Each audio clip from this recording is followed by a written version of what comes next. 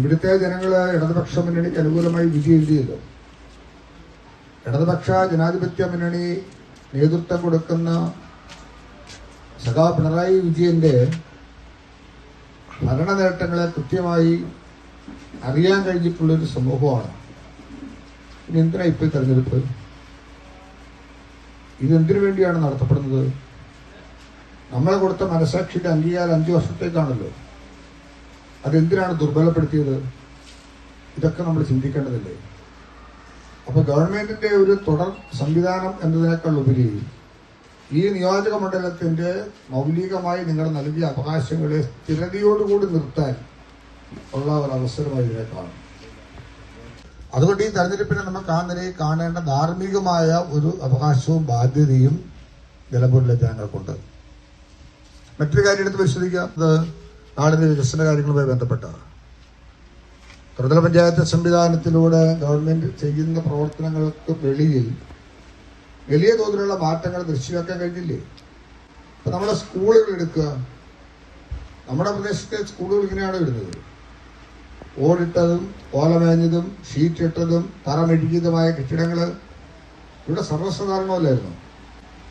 ആ നില മാറി ഇന്ന് ഗവൺമെന്റ് സ്കൂളിൽ പഠിക്കുന്ന ഒരു കുട്ടിയുടെ മാനസികാവസ്ഥയിലുണ്ടായ മാറ്റം എത്രത്തോളം ചില്ലറയാണോ?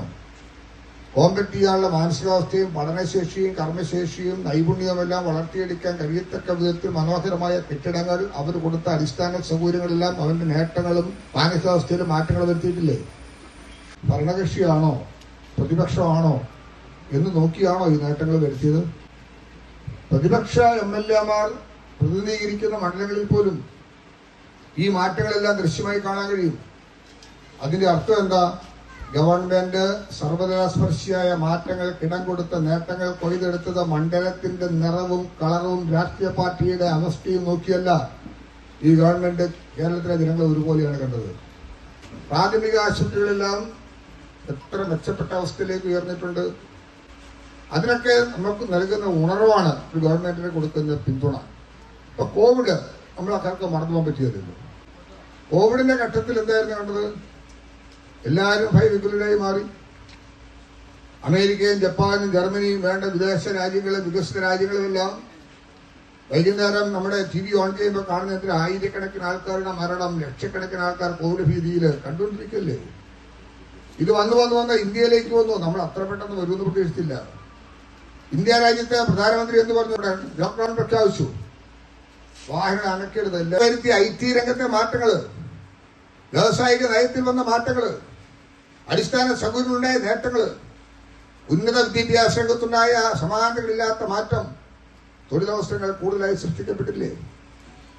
നമ്മള് സംരംഭക വർഷമായി കണ്ടുകൊണ്ട് ഒരു വർഷം ഒരു സംരംഭം 1 ലക്ഷം സംരംഭം എന്ന് കണക്കെടുത്തു. കണക്കൂട്ടിയപ്പത്തില 3.5 ലക്ഷം സംരംഭങ്ങൾ കേരളത്തിൽ ആരംഭിച്ചു. 22,760 കോടി രൂപയുടെ നിക്ഷേപം ഉണ്ടായി. 7,60,000 പേർക്ക് ഈ കേരളത്തിൽ തൊഴിൽ കൊടുക്കാൻ കഴിയത്തക്ക അവസരം സൃഷ്ടിക്കപ്പെട്ടു. ഇതൊക്കെ കെട്ടുകഥയാണോ? ആ നിലയിലെല്ലാം മാറ്റങ്ങൾക്ക് നിദാനമായ ഒരു സർക്കാരിന്റെ മുഖം വ്യാവസായിക മാറ്റത്തിന് ഇടം കൊടുക്കാൻ കഴിയുന്ന ഒരു സംസ്ഥാനമായി കേരളത്തിൽ ലോകോത്തര മാറ്റങ്ങൾക്ക് ഇടം കൊടുക്കുന്ന വ്യവസായ പ്രമുഖർ അണിനിരന്നിരിക്കുന്നു. നമുക്ക് ആ മാറ്റങ്ങൾ ദൃശ്യമാക്കാൻ മുന്നോട്ട് പോകുമ്പോൾ നിലമ്പൂരിന്റെ സ്ഥാനം ഒട്ടും പിറകിലല്ല. സ്വരാജിനെ പോലൊരു സ്ഥാനാർത്ഥി ഈ നാട്ടുകാരനാണല്ലോ. അദ്ദേഹം നേരെ നിയമസഭയിൽ ഇതിനു മുൻപ് ഉണ്ടായിരുന്നല്ലോ. സ്വന്തം നാട്ടിൽ നിന്ന് നിയമസഭയിൽ എത്തുക അത് ചെറിയ കാര്യമല്ല. ഇവിടെ പറഞ്ഞല്ലോ, തിരുവനന്തപുരത്ത് ചെല്ലുമ്പോൾ അദ്ദേഹത്തോടൊപ്പം ഈ കാര്യങ്ങൾ നടത്താൻ ഈ പഞ്ചായത്ത് ഭരണസമിതി നേതാക്കന്മാരുള്ള അദ്ദേഹത്തെ കൂട്ടിക്കൊണ്ടുപോകണം. എന്തിനാണ്? അദ്ദേഹത്തിനുള്ള രാഷ്ട്രീയമായ സ്വാധീനവും ശക്തിയും ചെറുതല്ല.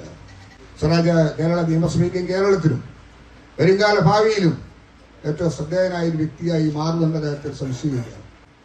കക്ഷി രാഷ്ട്രീയ ജാതി മത വർഗവർണ്ണ വ്യത്യാസമില്ലാതെ സ്വരൂപിക്കുവാനും അദ്ദേഹത്തെ വിജയിപ്പിക്കുവാനും ഈ നാടിന്റെ മഹത്വം വിളിച്ചറിയിക്കാനും നിങ്ങൾ കഴിയട്ടെ എന്ന് പ്രത്യാശിക്കുന്നു. സഖാ പിണറായി വിജയന്റെ നേതൃത്വത്തിലുള്ള ഈ സർക്കാരിന് കൊടുക്കുന്ന അംഗീകാരമായി അതിനെ കാണാൻ ഗവൺമെന്റ് തയ്യാറാവും. ഇവിടെ പറഞ്ഞല്ലോ, ചാലിയാർ പുഴയുടെ തീരം കെട്ടാൻ ആവശ്യമുള്ള സ്ഥലത്ത് ശുദ്ധജല സംഭരണികൾ, എല്ലാ വീട്ടിലും ശുദ്ധജലം ട്രീറ്റ് ചെയ്ത് കൊടുക്കുന്ന ബൃഹത്തായ പദ്ധതി കേരളത്തിൽ എടുത്തില്ലേ? കഴിഞ്ഞ 60 വർഷക്കാലം കൊണ്ട് കേരളത്തിൽ 17 ലക്ഷം ഗ്രാമീണ കുടുംബങ്ങളിലാണ് കുടിവെള്ളം കൊടുത്തത്. എന്നാൽ ഈ ഗവൺമെന്റ് വന്നതിന് ശേഷം 17 ലക്ഷം എന്നുള്ളത് 44 ലക്ഷം കുടുംബങ്ങളിൽ വെള്ളമെത്തി. ഇനി 30 ലക്ഷം കുടുംബങ്ങളിൽ വെള്ളമെത്തും. അതിന് ഏറിയ കാരണാംശമൊന്നും വേണ്ട. ഈ 6 മാസം മതി.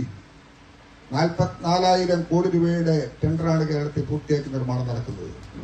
അതുകൊണ്ട് ഈ നേട്ടങ്ങളെല്ലാം കൈവരിക്കുമ്പോൾ അതിന്റെ ഭാഗമാകാൻ എവിടെയെങ്കിലും ഒരു ഗ്യാപ്പ് ശേഷിച്ചിട്ടുണ്ടെങ്കിൽ, നിലമ്പൂർ നിയമസഭാ മണ്ഡലത്തിൽ എവിടെയെങ്കിലും ഭരണപരമായിട്ടുള്ള ഒരു പ്രശ്നം, സ്വാധീനം, ശക്തി, കരുതൽ, ഇടപെടാൻ അവസരം ഉണ്ടാകാതെ മാറ്റി നിർത്തിയിട്ടുണ്ടെങ്കിൽ നിങ്ങൾക്കത് നികത്താൻ കിട്ടുന്ന ഏറ്റവും ആദ്യത്തെയും അവസാനത്തെയുമായ സുവർണ അവസരമാണ് ഈ തെരഞ്ഞെടുപ്പ് എന്ന് മാത്രം ഞാൻ സൂചിപ്പിക്കുക. എല്ലാ ഭാവങ്ങളും നേരുന്നു. എല്ലാവിധ ആശംസകളും നേരട്ടെ.